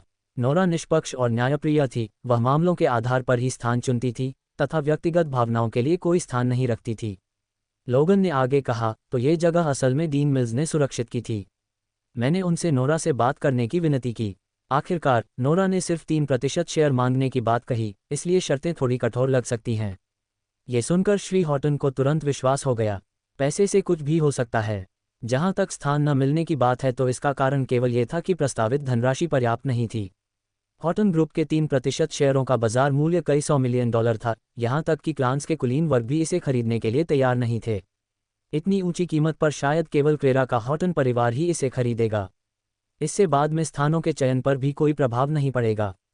लुईस ने तब भौहें चढ़ाईं, यह महसूस करते हुए कि नोरा उस प्रकार की व्यक्ति नहीं थी, क्योंकि उसने स्वयं निजी तौर पर इससे भी अधिक कीमत की पेशकश की थी और उसने नरमी नहीं दिखाई थी। तब केइरा ने उपहास किया। ये लोगन ली वास्तव में उसे एक बहाने के रूप में इस्तेमाल कर रहा था, उसे बिल्कुल भी गंभीरता से नहीं ले रहा था। उसने व्यंग्य करते हुए कहा, नोरा ने कभी ऐसी शर्तें नहीं रखीं और तुम बकवास कर रही हो। लोगन ने उसकी ओर देखा और बेबसी से कहा, श्रीमती हॉटन, ये शर्त निजी थी। उन कुछ परिवारों के अलावा यह ऐसी बात नहीं है जो कोई भी सुन सके। सेलेना ने तुरंत कहा, आंटी केरा, उच्च समाज में तरह तरह के अलिखित नियम होते हैं। ये शब्द सुनकर मैं भी दंग रह गई थी। नाथन ने व्यंग्य किया, एक छोटे से परिवार से होने के नाते तुम्हें ये बातें सुनने का क्या अधिकार है? अगर तुम्हें कुछ समझ नहीं आ रहा है तो यूं ही बातचीत में मत कूदो। लुईस ने तुरंत आपत्ति जताई, मेरे दादाजी की पीढ़ी भी छोटे घराने से थी, क्या आप दादाजी का भी अनादर कर रहे हैं? नाथन अवाक था। लुईस ने व्यंग्य किया, अगर आप 3 पीढ़ियों पीछे जाकर गिने तो हम सब किसान थे, इसलिए यहाँ दूसरों को नीची नज़र से मत देखिए। ओलिवर ने उपहास किया, लुईस, तुम ऐसी बातें नहीं कह सकते। सब लोग वर्तमान को देखते हैं। उसके पूर्वजों ने ज़्यादा मेहनत क्यों नहीं की? वह अच्छे परिवार में क्यों नहीं पैदा हुई? अगर वह क्लेंस के 5 बड़े परिवारों में से किसी एक में पैदा होती तो उसे ऐसी बातें सुनने का हक होता। उसने केइरा की तरफ देखा, अगर तुम उस स्तर की नहीं हो तो यहाँ शर्मिंदा मत हो। लोगन भी मुस्कुराया। फिर केइरा ने अपना फ़ोन निकाला। क्या इत्तेफाक है, मैं कोरी को जानती हूँ। डीन मिल्स, मुझे फ़ोन करके पूछ लेने दो। उसने कोरी का नंबर डायल किया। ये दृश्य देखकर लोगन का चेहरा पूरी तरह बदल गया। वह तुरंत आगे बढ़ा और केइरा का मोबाइल फ़ोन छीनने की कोशिश करने लगा। लुईस आगे बढ़ा, उसका हाथ पकड़ा और तेजी से बोला, तुम्हें क्या लगता है कि तुम क्या कर रहे हो? तभी फ़ोन की घंटी बजी। केइरा ने स्पीकर चालू किया और सामने वाले के बोलने से पहले ही बोली, डीन मिल्स, श्री लोगन ली ने कहा था कि आपने दवा के लिए 3% शेयर मांगे थे। क्या ये सच है? कोरी ने तुरंत कहा, बिल्कुल नहीं। क्या हमारी बायोटेक कंपनी के पास इतना स्टॉक नहीं है? ये तो बेतुका है। ऐसी अफवाहें कौन फैला रहा है? केइरा ने फिर लोगन की ओर देखा। लोगन का चेहरा पीला पड़ गया था और उसकी चिंतित अभिव्यक्ति में बड़ा परिवर्तन आ गया था। अन्य लोग शायद कोरी की आवाज़ नहीं पहचान पाए, लेकिन उसने पहचान लिया। केइरा ने उदासीनता से कहा, ठीक है, मुझे ये बात समझाने के लिए शुक्रिया। उसने फ़ोन रख दिया और एक व्यंग्यात्मक मुस्कान के साथ लोगन की ओर देखा, क्या तुम्हें कुछ और कहना है? सेलेना बोली, आंटी केइरा, क्या अभी वो कोरी था? आपसे बात करते हुए वो काफ़ी विनम्र लग रहा था, लेकिन क्या डीन मिल्स अपने गुस्सैल स्वभाव के लिए नहीं जाने जाते? ओलिवर ने उपहास किया, ये निश्चित रूप से असली डीन मिल्स नहीं था, यह एक मजाक था। कौन जानता है कि वह किसके साथ खेल रही है और फ़ोन पर कोरी होने का नाटक कर रही है? क्या ऐसा है? केइरा ने लोगन को उदासीनता से देखा। हो सकता है दूसरे लोग डीन मिल्स को न पहचान पाएं। आवाज़, लेकिन आपको ऐसा करना चाहिए, है ना? लोगन अभी भी जिद्दी था। आवाज़ थोड़ी बहुत उसकी जैसी लग रही थी, लेकिन आजकल बहुत घोटाले होते हैं। मैंने सुना है कि वे न सिर्फ दिखावे का दिखावा करते हैं, बल्कि आवाज़ें भी। क्या मुझे डीन मिल्स को एक और फ़ोन करना चाहिए?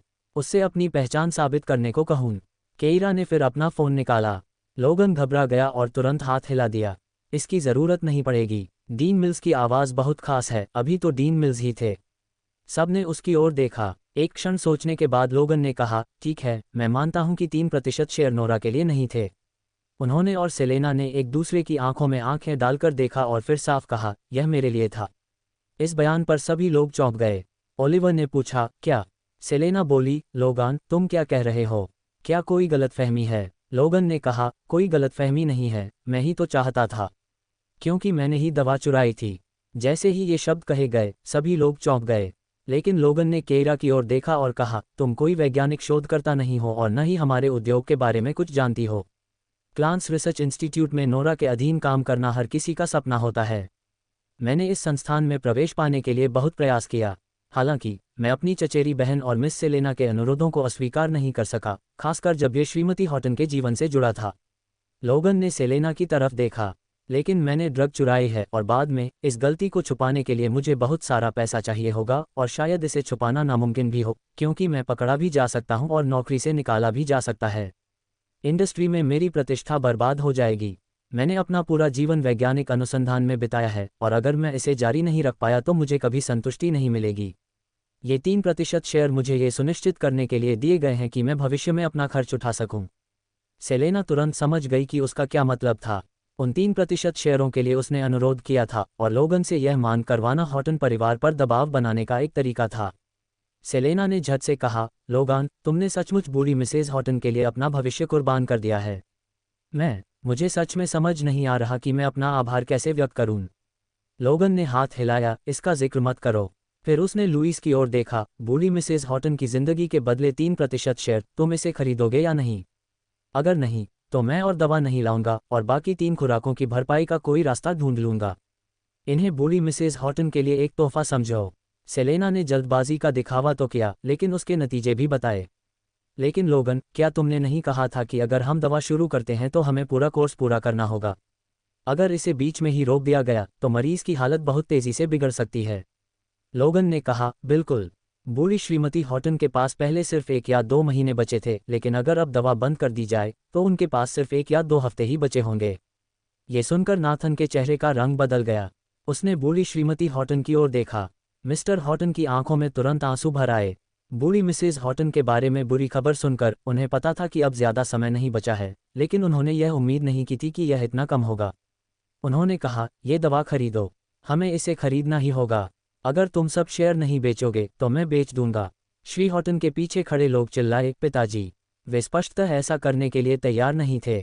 ओलिवर को अपनी इस दादी से कोई लगाव नहीं था। ये देखकर कि बात यहाँ तक पहुँच गई है, वह सीधे लुईस की ओर मुड़ा।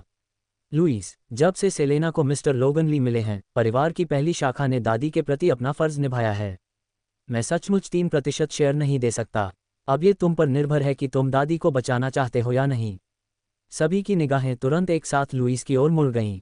ये लोगन ही था जिसने यहाँ शेर जैसी मांग की थी, फिर भी सभी की निगाहें उसकी निंदा करती दिख रही थीं। केइरा को यह विडंबनापूर्ण लगा। जैसे ही वह बोलने वाली थी, बूढ़ी श्रीमती हॉटन ने कहा, मुझे इस दवा की ज़रूरत नहीं है। इस बयान ने सभी का ध्यान उसकी ओर आकर्षित कर दिया। बूढ़ी श्रीमती हॉटन बोली, मैं इस उम्र तक जी चुकी हूँ, अब किस बात से चिपके रहना है? 3% शेयर खर्च करके 2 साल और जिंदगी खरीदना बेकार है। मेरे इस टूटे हुए शरीर के लिए तो जीना बस कष्ट ही है। नहीं, मिस्टर हॉटन ने सबसे पहले आपत्ति जताई, बहन, भले ही 2 साल के लिए ही सही, आपको हमारे साथ रहना होगा। हाँ माँ, तुम्हें तो अच्छी जिंदगी जीनी चाहिए, नाथन भी बोला, फिर गुस्से से लुईस की तरफ मुड़ा। लुईस, दादी तुम्हारे साथ इतनी अच्छी रही हैं और तुम 3% शेयर भी नहीं दे सकते। क्या तुम सचमुच उन्हें मरते हुए देखना चाहते हो? लुईस ने अपने सामने खड़े लोगों के समूह को देखा, उसकी निगाहें भारी हो गईं। यदि उन्होंने 3% शेयर छोड़ दिए तो हॉटन समूह के अध्यक्ष के रूप में उनका पद खतरे में पड़ जाएगा और परिवार की पहली शाखा निश्चित रूप से परेशानी पैदा करने का अवसर लेगी। लेकिन उसे इसकी जरा भी परवाह नहीं थी। यदि उसकी दादी न होती तो वह हॉटन ग्रुप को नहीं चाहता, भले ही वह उसे मुफ्त में मिल जाता।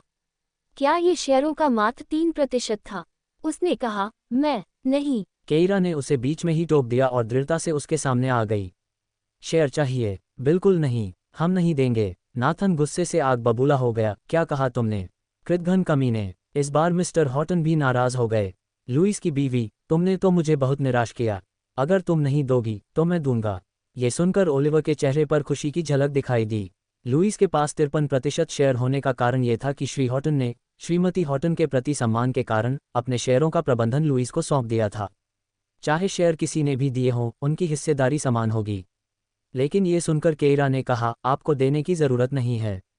मिस्टर हॉटन साफ गुस्से में थे, उसे घूर रहे थे, तुम सब बड़ी हो गई हो और तुम्हें अब दादी की ज़रूरत नहीं है, लेकिन मुझे अभी भी अपनी भाभी की ज़रूरत है। क्या अब मैं अपने शेयरों के बारे में भी फैसला नहीं ले सकता? फिर वह लेवी की ओर मुड़ा, लेविस, क्या आपकी पत्नी ने जो कहा वह आपकी भी राय है? बिल्कुल नहीं। केइरा ने यह निर्णय लेने से पहले लुईस को कुछ नहीं बताया था। लेकिन लुईस ने केइरा की तरफ देखा और उसका शांत व्यवहार देखकर, बिना ये जाने कि वह क्या सोच रही है, बस सिर हिला दिया। हाँ, तुम। मिस्टर हॉटन गुस्से से कांपते हुए खड़े हो गए। लुईस, तुम बचपन से ही अपनी दादी पर निर्भर रहे हो और सिर्फ थोड़े से पैसों के लिए तुम उन्हें छोड़ दोगे। तुमने मुझे सचमुच निराश कर दिया है। नाथन ने आग में घी डालते हुए कहा, चाचा, मैंने पहले भी कहा था, वह जानवर से भी बदतर है। जैसे ही ओलिवर कुछ कहने वाला था, बटलर बाहर से दौड़ता हुआ आया और चिल्लाया, बुरी खबर। सब लोग उसकी ओर देखने लगे, क्या हुआ? बटलर ने कहा, बाहर कोई व्यक्ति आया है जो खुद को कोरी मिल्स बता रहा है और कह रहा है कि वह प्लांट्स रिसर्च इंस्टीट्यूट का डीन है। Dean mills. सभी लोग थोड़ा चौंक गए। हालांकि लुईस को अचानक कुछ एहसास हुआ और उसने सीधे केइरा की ओर देखा। दरअसल उसने उसके चेहरे पर आश्चर्य का कोई संकेत नहीं देखा और वह थोड़ा सा भौहें चढ़ाए जैसे कि वह कुछ समझ गया हो। उसने सीधे बटलर से कहा, अगर वो यहाँ है तो यही है। दिक्कत क्या है? बटलर ने अपना पसीना पोंछा और फिर कहा, नहीं, बात यह है कि उनका दावा है कि किसी ने उनके शोध संस्थान से चोरी की है। वह उस व्यक्ति को गिरफ्तार करने के लिए पुलिस को लेकर आए हैं। उद्धरण चिन्ह डॉट डॉट डॉट उद्धरण चिन्ह। ये सुनकर सभी के चेहरे पर नाटकीय परिवर्तन आ गया। लोगन ने गहरी सांस ली और फिर केयरा की तरफ देखा। तुम ही थी, तुम कोरी मिल्स को जानती हो, तो तुम ही हो जिसने मेरी शिकायत की थी, है ना? लुइस ने गुस्से से भरी गहरी आवाज में कहा, बिना सबूत के किसी पर आरोप मत लगाओ। लेकिन लोगन गुस्से से आग बबूला हो गया।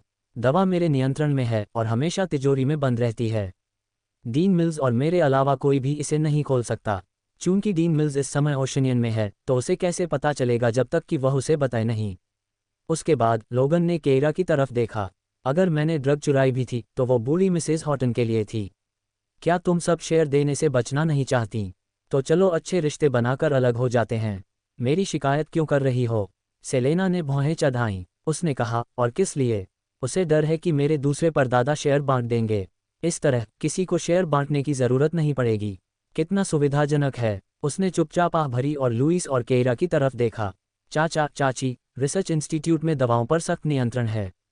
ऐसा करके आप परदादी की जिंदगी की डोर काट रहे हैं। नाथन गुस्से में गालियां दे रहा था।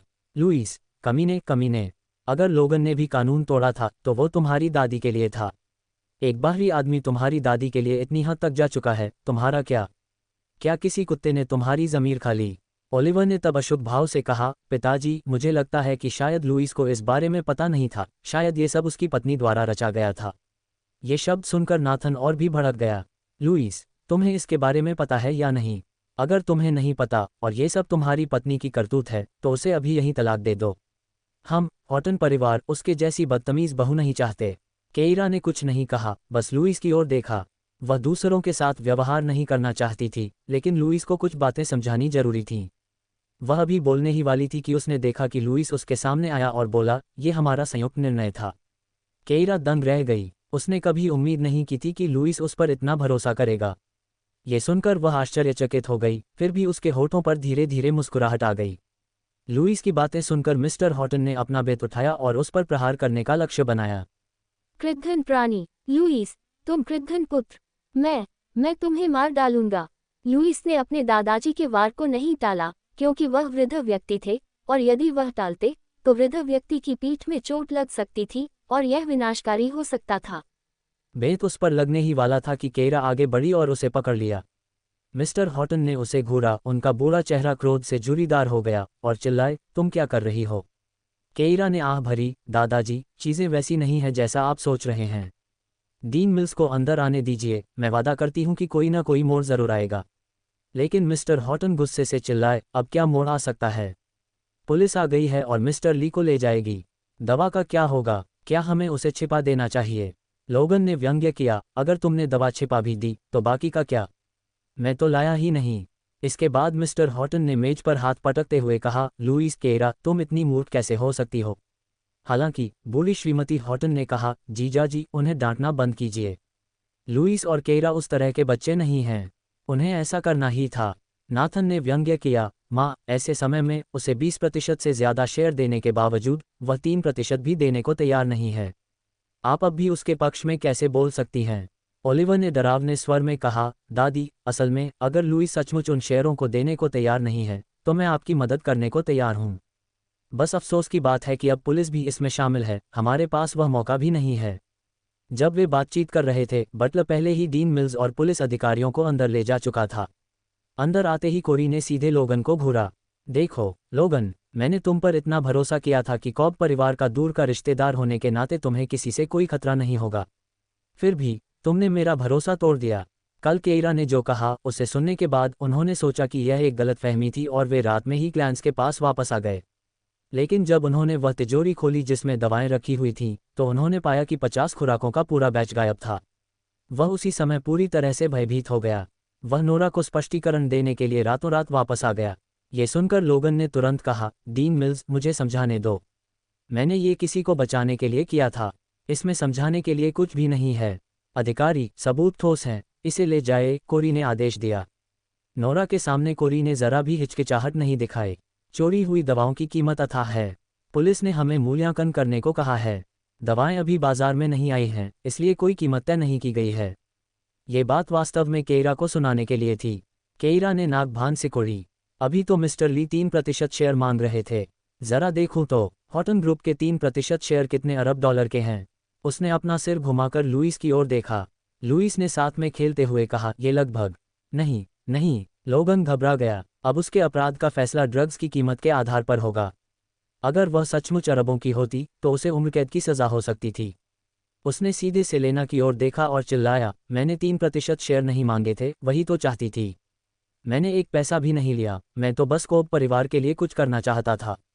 अगर आपको मेरी बात पर यकीन नहीं है तो आप मेरा बैंक अकाउंट चेक कर सकती हैं, हाल ही में कोई बड़ी रकम नहीं आई है।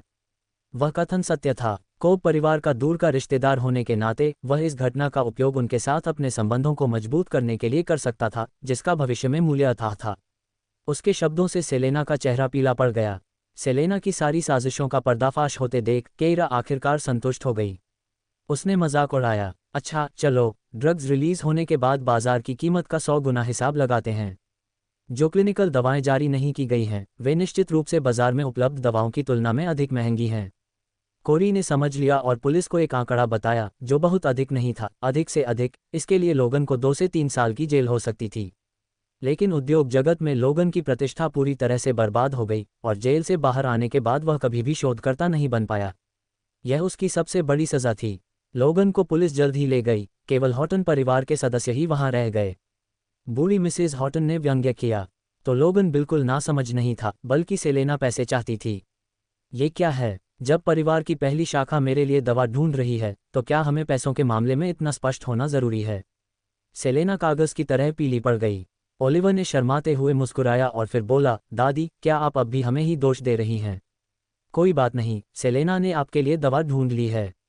अगर लुइस पहले ही शेयर देने को तैयार हो जाता तो हमारे बीच ये सब नहीं होता। अब देखो क्या हुआ, दवाएं खत्म हो गईं। नाथन ने भौहें चढ़ाईं। लुइस, सिर्फ शेयर्स की खातिर क्या तुम अपनी दादी की जान की परवाह नहीं करोगे?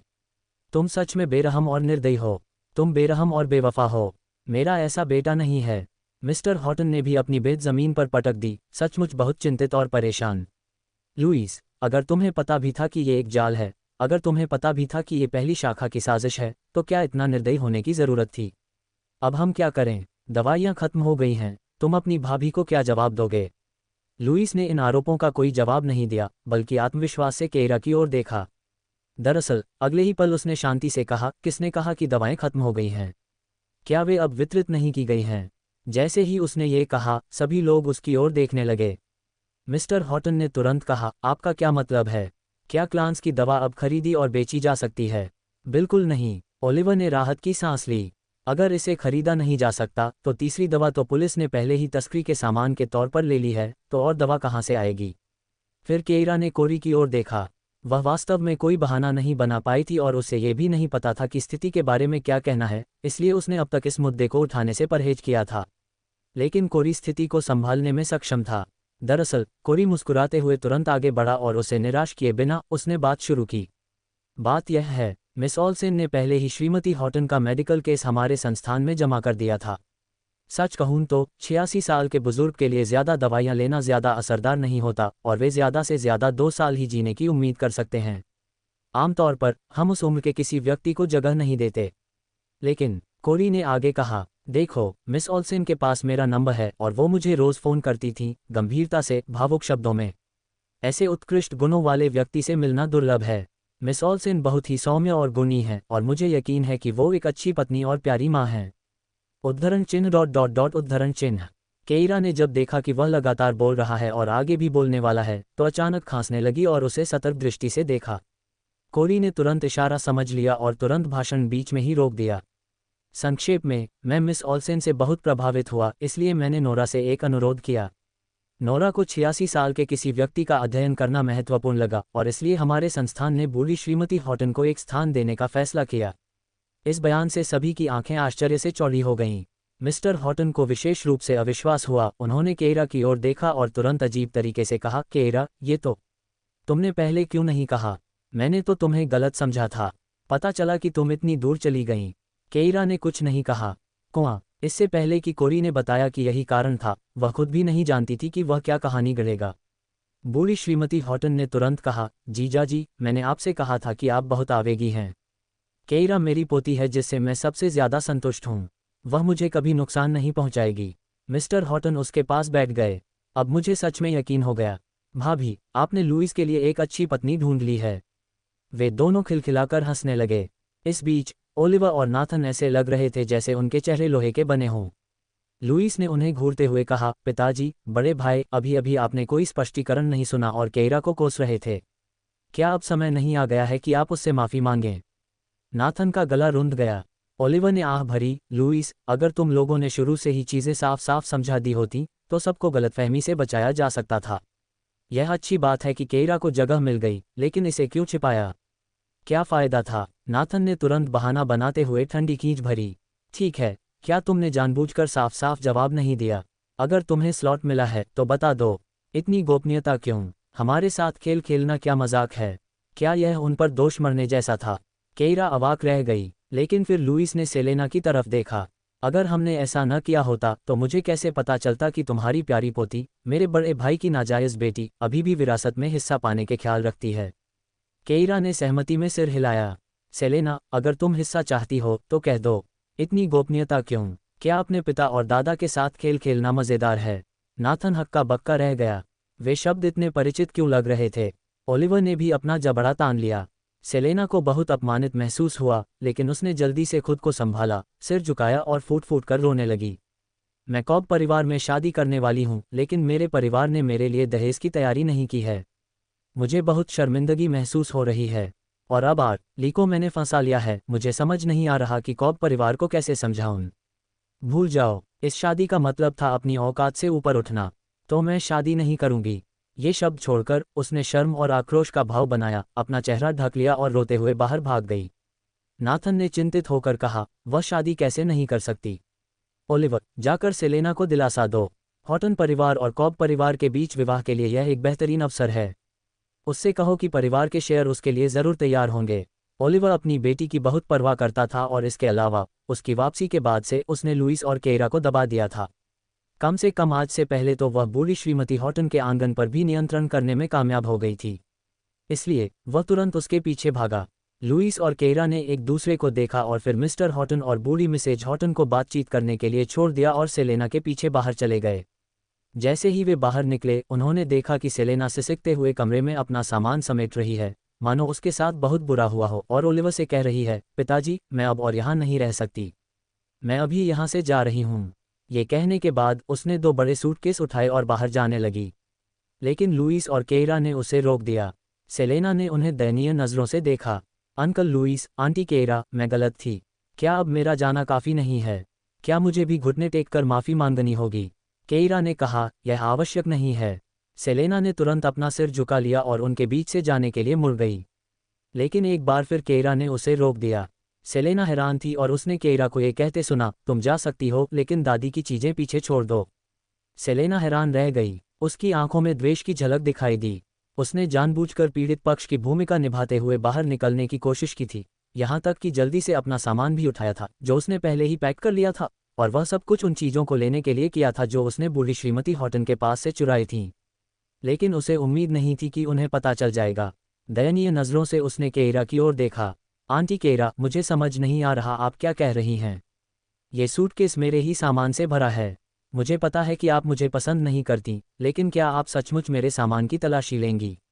केयरा ने मुस्कुराते हुए जवाब दिया, या मुझे पुलिस में चोरी की रिपोर्ट दर्ज करानी चाहिए, ये कहते हुए कि दादी का सामान गायब हो गया है। मुझे एक ब्रेसलेट याद है। उसकी कीमत करोड़ों में है, तुम्हें पता है।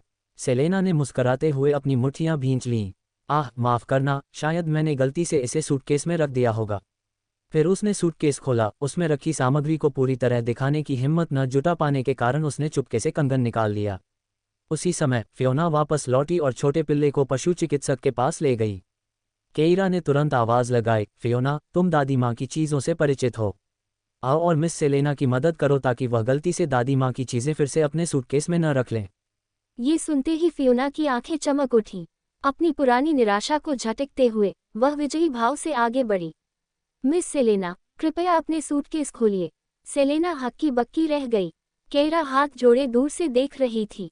पिछले दिन की उसकी निराशा आज पूरी हो गई थी, जिससे उसे बेहद संतुष्टि मिली। जब वह सोच ही रही थी, लुइस ने अचानक अपना सिर घुमाया और धीमी आवाज़ में बोला, नोरा, क्या तुमने सब कुछ निकाल दिया? केयरा अचंभित रह गई। केइरा ने अचानक अपना सिर घुमाया और अविश्वास से लुइस की ओर देखने लगी। उसे कैसे पता चला? उसके आश्चर्यचकित भाव को देखकर लुइस की आंखें थोड़ी गहरी हो गईं और उसने अपनी आंखें नीचे कर लीं। यह सचमुच तुम हो? केइरा अवाक रह गई। वह वास्तव में इस आदमी द्वारा धोखा दिया गया था। कितना अनुचित, केइरा ने व्यंग्य किया। चूंकि तुम्हें पता है, मैं तुम्हें सीधे सीधे बता दूंगी। दवा का एक हिस्सा यहाँ है और उसकी कीमत 3% शेयरों के बराबर है। इन्हें ट्रांसफर करना मत भूलना। ठीक है। लुइस का जवाब स्पष्ट और सीधा था। केइरा उलझन में थी। उसने आश्चर्य से उसकी ओर देखा। सच में? तुम मोल भाव भी नहीं करोगे? लुइस ने गहरी सांस ली और कहा, केइरा, धन्यवाद। केइरा को थोड़ा असहज महसूस हुआ। किस लिए? लुइस ने उदासीनता से कहा, नोरा का अल्जाइमर रोग पर शोध प्रोजेक्ट रुका हुआ था और इस साल ही फिर से शुरू हुआ है। मुझे लगता है कि तुमने ही यह काम किया होगा। दादी, है ना? उसने केइरा का हाथ थाम लिया। केइरा, तुम मेरे लिए बहुत अच्छी हो। केइरा ने गला साफ किया, इतना घटिया मत बनो। उसने अपना हाथ हटा लिया। दादी मुझ पर बहुत मेहरबान रही हैं और मैं यूं ही खड़ी होकर कुछ नहीं कर सकती थी। इसके अलावा मैं तो बस हमारे विवाह प्रमाणपत्र की सच्चाई जानना चाहती थी। ये सुनकर लुइस थोड़ा रुका।